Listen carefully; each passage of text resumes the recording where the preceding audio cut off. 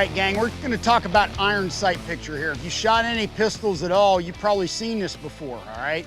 You got your rear sight, you got the target, you got your front sight, all that. All looks great, right? Well, let me explain to you a few things that are going on that you may not first grasp. Well, first off, why do we watch the front sight? All right, why do we do that? Well, you know, everybody's been told that. Well, that's where the end of the gun is. Well, that's where the bullet comes out, yada, yada, yada. I'll tell you why we watch the front sight, okay? It's easiest to align three objects by focusing on the one in the middle. That's why you watch the front sight. Now, that doesn't mean you have to watch the front sight to get a good shot. In many cases, you can watch the target, you can watch the rear sight, whatever. It's really, in many cases, you have a lot more margin for error in your sight picture than you do in trigger control. All right, so what gets you in trouble generally isn't your sight picture. Usually what gets you in trouble is your snatching trigger. So we watch the front sight versus watching the rear side of the target because it's easiest to align three objects by focusing on the one in the middle. So we want it to come across the rear sight here, an even amount of light on either side of the front sight, just like you see it there. Now notice, my rear sight is slightly out of focus, my target's slightly out of focus, and my front sight's crystal clear. Also notice the three dots, very common.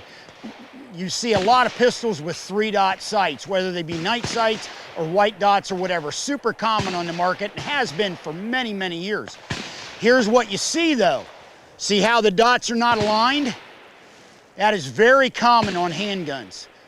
Actually, it's rare to have all the dots completely aligned horizontally. So what you see with newer shooters especially, they'll come up and they'll align the sights, but they're actually aligning the dots. They don't realize it, but they're aligning the dots and they're actually misaligning the iron sights. So sometimes you'll see newer shooters doing that, and they may have a group or, you know, a shot pattern in a weird position and you're not really sure what's going on. You have to make sure they're not aligning the dots. They need to be aligning the iron sights, all right? So now, last but not least, we got a little bit of wind today, which is actually a plus, because you see how this target is moving? That's the way the iron sights are gonna be moving when you bring the gun out. A lot of people get this false impression, or they get this illusion that everything's gonna be perfectly still, just like this, and you go, man, that's awesome, I can figure that out. And then they bring the gun out in the sights and everything's moving. The target will be stationary, but the rear sight and the front sight are moving. They're vibrating, and you start going, oh my God, this isn't like the picture. Nobody told me about this. I must be the only one where this is happening to.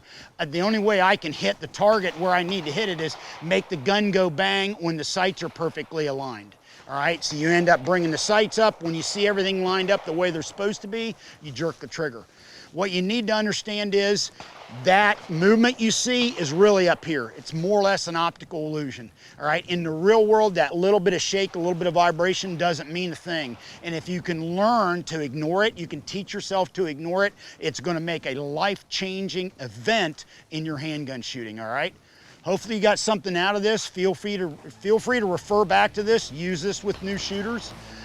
Have a good one. Stay safe on the range. We'll see you next time.